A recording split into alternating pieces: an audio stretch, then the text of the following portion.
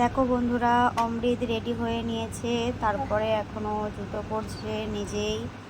তো ও যাবে ডক্টরের কাছে, কারণ এখন প্রচণ্ড সর্দি কাশি ওর এখন হচ্ছে। সিঁড়ি দিয়ে দেখো মস্তি করে করে নামছে, আর পুরো রাস্তায় মস্তি করে করেই এসেছে।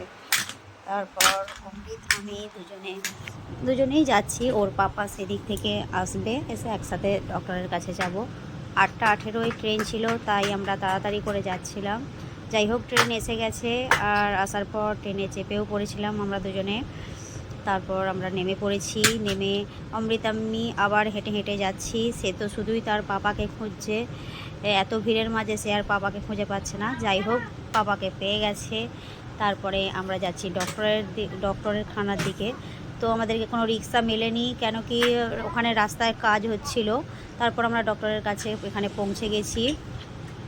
তো ওর পাপার হাত ধরে যাচ্ছিল। তারপর আমরা ভিতরে ঢুকে পড়লাম। তো ও কী করছে, একবার টিভি দেখছে, একবার ওয়েট মেশিন দেখছে, একবার অন্য বাচ্চাদের দেখছে। যাই হোক, ডাক্তার দেখানো হয়ে গেছে, আমরা নিচ্ছি ওষুধ। আর অমৃত এখানে আসলেই তো ও নেবে একটা জুস। তো জুস মানে ওআরএস, ও ওআরএসটাই খেতে পছন্দ করে। তারপর ও এসে ওআরএস খেয়ে নিয়েছে। খেয়ে নিয়ে তারপর আমরা বাড়ির দিকে চলে এসেছি।